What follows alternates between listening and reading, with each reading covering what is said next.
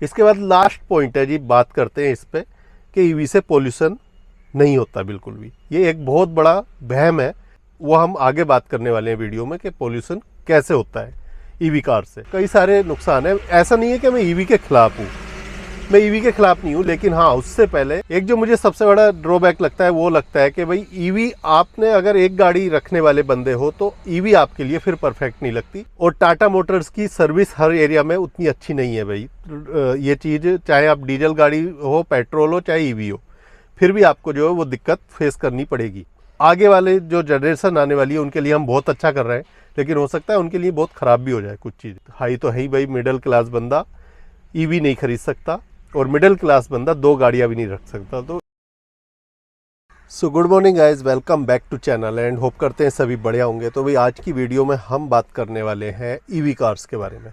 भाई EV cars आज की डेट में काफ़ी ज़्यादा लॉन्च हो रही हैं और अभी अभी आज जो हुई है वो हुई है टाटा पंच ईवी, जो आज लॉन्च हो चुकी है। और गाड़ी के बारे में भी बात करेंगे, गाड़ी के प्राइस के बारे में भी बात करेंगे और ये भी बात करेंगे कि क्या भाई अभी हमें ईवी पे जाना चाहिए या नहीं जाना चाहिए, और जाना चाहिए तो क्यों जाना चाहिए, और नहीं जाना चाहिए तो क्यों नहीं जाना चाहिए।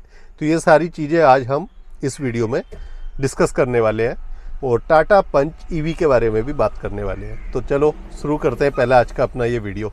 तो जी जैसे कि लॉन्च किया गया है ईवी को ये बोल के कि भाई ईवी बिल्कुल पोल्यूशन नहीं करती है और ईवी से चलाओगे तो अपना कंट्री सेफ रहेगा और पोल्यूशन नहीं होगा बिल्कुल भी, आने वाली जनरेशन जो है वो बहुत खुशहाल हो जाएंगी। तो देखो हम जो है फैक्ट्स पे बहुत कम जाते हैं, सबसे बड़ी दिक्कत है अपने साथ ये, अपने इंडिया के अंदर हमसे जो जैसे बोल दे कोई लीडर, कोई नेता, कोई एक्टर आके, या कोई भी मतलब बड़ा आदमी जो मतलब किसी एक सेलिब्रिटी टाइप है, और वो आके कोई भी जो बात बोल दे हम उसको सच मान लेते हैं। अगर उसके पीछे फैक्ट्स पे हम बात करें तो बहुत सारी चीज़ें निकल कर आएंगी जो आज हम बात करने वाले हैं इस वीडियो में। तो सबसे पहले टाटा पंच ईवी के बारे में बात कर लेते हैं। भाई उसका क्या क्या प्राइस रेंज आई है और कैसी गाड़ी है और क्या उसमें आपको मोटर मिल रही है, तो उसके बारे में बात करते हैं। तो इसमें जो है आपको देखो 2 मोटर मिल रही हैं, एक मिड रेंज के साथ मिलेगी और एक मिलेगी लॉन्ग रेंज के साथ। तो मिड रेंज में जो किलोमीटर्स दिए हैं कि एक चार्जिंग में आपकी जो गाड़ी चलेगी वो चलेगी 315 किलोमीटर अप्रोक्सीमेटली, और जो लॉन्ग रेंज है उसमें चलेगी 421 किलोमीटर अप्रोक्सीमेटली। तो मिड रेंज में जो है 25 किलोवाट की बैटरी मिलती है और जो पावर जनरेट करती है वो 60 किलोवाट की पावर आपको देती है और 114 Nm के टॉर्क मिलते हैं। वहीं लॉन्ग रेंज में 35 किलोवाट की बैटरी मिलती है और 90 किलोवाट का पावर जनरेट करती है, 190 Nm के टॉर्क देती है। तो ये 2 तरह की तो इसमें आपको मिल रही हैं मोटर्स। अब बात करते हैं इस गाड़ी के प्राइस के बारे में। भाई तो इसका लुक वाइज तो देखो सारी चीज़ें हमने देख ही ली, गाड़ी देखने में कोई दिक्कत ख़राब नहीं है, अच्छी गाड़ी लग रही है देखने में। लेकिन अगर हम प्राइस की बात करते हैं तो मिड रेंज में स्मार्ट से स्टार्ट हो जाती है और सबसे बेस वेरिएंट जो रखा गया है वो रखा गया है 11 लाख रुपए। स्मार्ट प्लस आ जाता है वो 11.5 लाख रुपए पहुंच जाता है उसका प्राइस। उसके बाद एडवेंचर जो जहाँ से आपको स्टार्ट हो जाती है लॉन्ग रेंज भी, उसका प्राइस रखा गया है पहले मिड रेंज में देखें तो 12 लाख रुपए है, और अगर हम लॉन्ग रेंज में देखें तो भाई 13 लाख रुपए है। पूरा एक लाख रुपए जो है एक्स्ट्रा है मिड रेंज वाले से। और किलोमीटर कितने बढ़ रहे हैं हमारे? 100 किलोमीटर, 106 किलोमीटर आप मान लो, चलो 6 किलोमीटर भी क्यों छोड़े। इसके बाद अगला जो वेरिएंट है एम्पावर्ड, उसका प्राइस रखा है मिड रेंज के साथ 12.79 और 14 लाख रखा है लॉन्ग रेंज के साथ, और एम्पावर्ड प्लस 13.29 मिड रेंज और 14.49 लॉन्ग रेंज। तो ये तो कुछ इसके प्राइजेज हो गए। तो लॉन्ग रेंज के प्राइस मुझे काफ़ी ज़्यादा हाई लगे यहाँ पे, जैसे कि हम पहले से देखते जाते हैं। अगर यहाँ से हम बात करते हैं मिड रेंज में भी, तो मिड रेंज में 315 किलोमीटर जो कंपनी क्लेम कर रही है कि इतनी चलती है गाड़ी, लेकिन उससे कम ही किलोमीटर चल पाती है, क्योंकि जब आप चलाते हो तो एसी भी ऑन करोगे और चीज़ें भी है, हॉर्न भी बजाओगे, तो कहीं ना कहीं बैटरी अलग चीज़ों में भी जो है यूज़ होती है। तो ये तो जी मोटा मोटी हमने गाड़ी के बारे में जानकारी ले ली, जो मेन चीज़ें थी उसके बारे में। बैटरी भाई मेन चीज़ है ईवी में, और कुछ है ही नहीं बैटरी के अलग।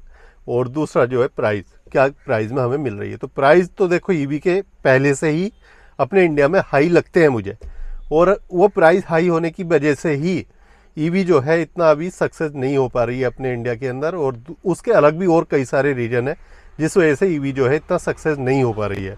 अब ईवी के जो है हम पहले ना फ़ायदे देख लेते हैं। तो फ़ायदे भाई सब लोग बोलते हैं पोल्यूशन कम करती है। हाँ, ईवी भाई पोल्यूशन नहीं करती, औरों के मुकाबले जो है इसका पोल्यूशन कम है अगर हम कंपेयर करें डीजल या पेट्रोल कार्स के मुकाबले। लेकिन ऐसा नहीं है कि नहीं करती, तो वो हम आगे बात करने वाले हैं वीडियो में कि पोल्यूशन कैसे होता है ईवी कार से। अब इसके बाद में जो दूसरी चीज़ है भाई, बहुत साइलेंट गाड़ी मिलती है आपको, ऑटोमेटिक शुरू के वेरिएंट से आपको इसमें मिलता है, मतलब चलाने में बहुत परफेक्ट रहेगी। तो ये फ़ायदा हो गया। बाकी इससे ज़्यादा मुझे ईवी का और कोई फ़ायदा नहीं लगता है। और नुकसान इसके अगर हम बात करते हैं ईवी के, तो जी देखो कई सारे नुकसान है। ऐसा नहीं है कि मैं ईवी के ख़िलाफ़ हूँ, मैं ईवी के ख़िलाफ़ नहीं हूँ, लेकिन हाँ उससे पहले ये चीज़ें कुछ जो हम यहाँ डिस्कस करने वाले हैं, ये चीज़ें अगर कंप्लीट हो जाए तो फिर ईवी परफेक्ट है। लेकिन अगर ये चीज़ें परफेक्ट नहीं होती हैं, ये चीज़ें कंप्लीट नहीं होती हैं जिनके बारे में हम बात करेंगे, तो भाई ईवी नहीं है परफेक्ट इंडिया के अंदर।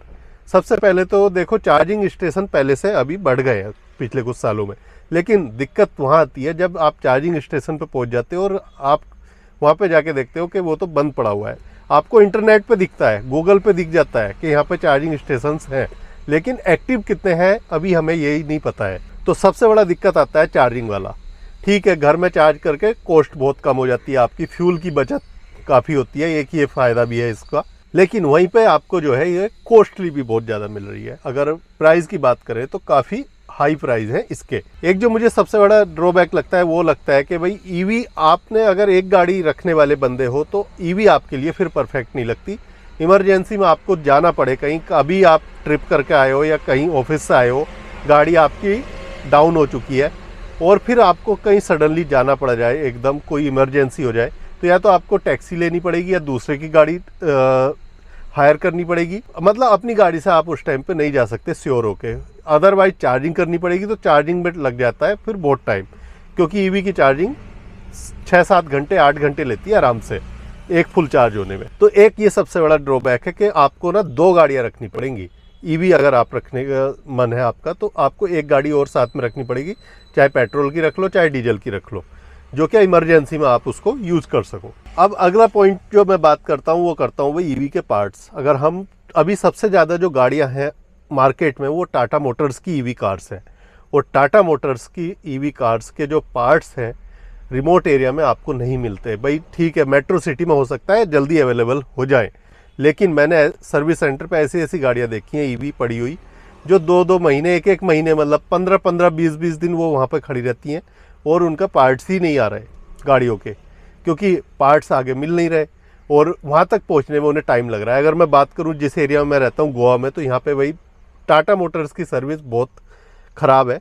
और अगर आपकी गाड़ी में कुछ हो गया, कोई पार्ट्स ख़राब हो गया, जैसे कुछ छोटी मोटी प्रॉब्लम्स जो ईवी में आती रहती है, कई यार एसी की प्रॉब्लम्स पहले जो है बहुत ज़्यादा फेस हो रही थी, अभी पता नहीं रेक्टिफाई हुई है या नहीं हुई है, तो वो गाड़ियाँ जो है कम से कम 5-5 6-6 चक्कर लगा लिए उन्होंने शोरूम पे, लेकिन गाड़ियों के जो पार्ट्स नहीं मिल रहे थे। तो ये सबसे बड़ी दिक्कत एक अपने इंडिया में अभी है, क्योंकि हमारे पास उस तरह का इंफ्रास्ट्रक्चर नहीं है और टाटा मोटर्स की सर्विस हर एरिया में उतनी अच्छी नहीं है भाई। ये चीज़ चाहे आप डीजल गाड़ी हो, पेट्रोल हो, चाहे ईवी हो, फिर भी आपको जो है वो दिक्कत फेस करनी पड़ेगी। इसके बाद बात करेंगे भाई टाटा मोटर्स की सर्विस टीम। चलो ठीक है, दूसरी कंपनियों में हो सकता है भाई मैकेनिक जो है थोड़े इंटेलिजेंट हो, लेकिन टाटा मोटर्स के अगर मैं गोवा की बात करूं तो भाई वो गाड़ी को खोल तो लेते हैं, वो नॉर्मल सर्विस तो उसकी करके दे देंगे, बस ब्रेक पैड क्लीन करने होते हैं उन्हें, छोटा मोटा ये बस काम देखने होते हैं, पूरी ओवरऑल गाड़ी देख ली उन्होंने और उसके बाद वो गाड़ी पकड़ा देते हैं। ईवी गाड़ी में ज़्यादा सर्विस के लिए कुछ करना नहीं होता बहुत ज़्यादा, लेकिन अगर कहीं पे आपको कोई फॉल्ट है तो वो पकड़ नहीं पाते उस फॉल्ट को। तो अभी टीम जो है टाटा मोटर्स की उतनी ट्रेंड नहीं है जितनी होनी चाहिए ईवी के लिए। इसके बाद लास्ट पॉइंट है जी, बात करते हैं इस पे कि ईवी से पोल्यूशन नहीं होता बिल्कुल भी। ये एक बहुत बड़ा वहम है जो हमारे मन में बैठा दिया गया है और हमें ये बताया जाता है कि ईवी से पोल्यूशन बिल्कुल नहीं होता। तो ईवी से पोल्यूशन होता है और 100% होता है। ठीक है, जो ये है अपनी पेट्रोल डीजल की कार्स हैं उनके मुकाबले कम होता है। तो कैसे होता है? देखो जी, जब ये बैटरियाँ बनती हैं तो सबसे ज़्यादा पोल्यूशन उस टाइम पे भी होता है। और जब ये बैटरियाँ डैमेज होंगी 8 साल बाद या जब भी ख़राब हो रही है, जो भी इनकी वारंटी पीरियड है, उस टाइम पे आप इनका पोल्यूशन देखना, इनको डैमेज कहाँ किया जाएगा। कहीं ना कहीं तो डैमेज होंगी, और जहाँ भी डैमेज होंगी वहाँ पे भी पोल्यूशन होने वाला है। तो हम आगे की नहीं सोच रहे, अभी की सोच रहे हैं। दूसरी चीज़ सबसे बड़ी जो हम बोलते हैं कि पोल्यूशन, डेली वाला पोल्यूशन कैसे होता है। ईवी चार्ज किससे होती है? इलेक्ट्रिसिटी से। इलेक्ट्रिसिटी हमारे इंडिया में कहाँ से आती है? 70% इलेक्ट्रिसिटी हमारे इंडिया में कोल से बनती है। तो कोल, आप कोयले से इलेक्ट्रिसिटी बना रहे हो, तो उससे पहले इलेक्ट्रिसिटी बनाने के लिए आप पोल्यूशन कर रहे हो, और तब आपकी इलेक्ट्रिसिटी बन रही है। ये ईवी ठीक है, जो कंट्री है जहाँ पे क्या पानी वगैरह से नेचुरल जो वो होते हैं स्रोत, उनसे बहुत ज़्यादा बिजली बनती है, तो वहाँ के लिए तो बहुत परफेक्ट रहती है। लेकिन अपने इंडिया में जो है वो चीज़ें कम है। अपने इंडिया में 70% इलेक्ट्रिसिटी कोल से बनानी पड़ती है, जिस वजह से कोयले से आप इलेक्ट्रिसिटी बना रहे हो तो पहले ही आप पोल्यूशन कर रहे हो उतना इलेक्ट्रिसिटी बनाने के लिए। और जब ईवी को आप चार्ज करोगे तो इलेक्ट्रिसिटी भी और ज़्यादा आपको चाहिए होगी। तो कहीं ना कहीं ये चीज़ें हैं जहाँ से क्या पोल्यूशन होता है। और हमने अभी आगे की सोची नहीं, जबकि ये बैटरियाँ डैमेज करने वाली जो बात मैंने बताई, तो वो तो हम अभी सोच ही नहीं रहे। अभी इस टाइम पे जो है बस सब हमें हरा हरा दिख रहा है, बड़ा अच्छा दिख रहा है कि हाँ सब अच्छा है, ईवी में सब अच्छा है। लेकिन आगे वाले जो जनरेशन आने वाली है उनके लिए हम बहुत अच्छा कर रहे हैं, लेकिन हो सकता है उनके लिए बहुत ख़राब भी हो जाए कुछ चीज़ें।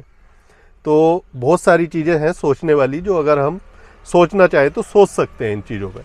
तो ये फैक्ट्स हैं और ये मेरा ओपिनियन है। बाकी आप लोग अपना कमेंट करके बता सकते हो भाई क्या है क्या नहीं है। और एक मुझे जो ड्रॉबैक लगता है, प्राइस हाई तो है ही भाई। मिडिल क्लास बंदा ईवी नहीं खरीद सकता, और मिडिल क्लास बंदा 2 गाड़ियां भी नहीं रख सकता। तो ईवी किसके लिए हो गई? जो हाई प्रोफाइल बंदे हैं उनके लिए। एक मिडिल क्लास फैमिली वाले बंदे के लिए ईवी कार नहीं बनी है, अभी तो नहीं बनी, आगे आने वाले टाइम में बन जाए तो शायद अच्छा हो। तो ये कुछ फैक्ट्स हैं जो मुझे लगते हैं ईवी में, और मैंने पहले भी शेयर किए हैं ये बहुत सारी चीज़ें। एंड मुझे लगा कि चलो आज पंच लॉन्च हुई है तो उसके बारे में बात भी करते हैं, और साथ में कुछ ये बातें भी आपके साथ में शेयर करते हैं। तो होप करता हूँ वीडियो आपको अच्छा लगा होगा। वीडियो अच्छा लगा हो तो लाइक शेयर कमेंट करके बताना, सब्सक्राइब करना चैनल अगर अभी तक आपने नहीं किया है। आगे ऐसी इन्फॉर्मेशन आपको देते रहेंगे। तो मिलते हैं अगले व्लॉग में। Till then take care, bye bye.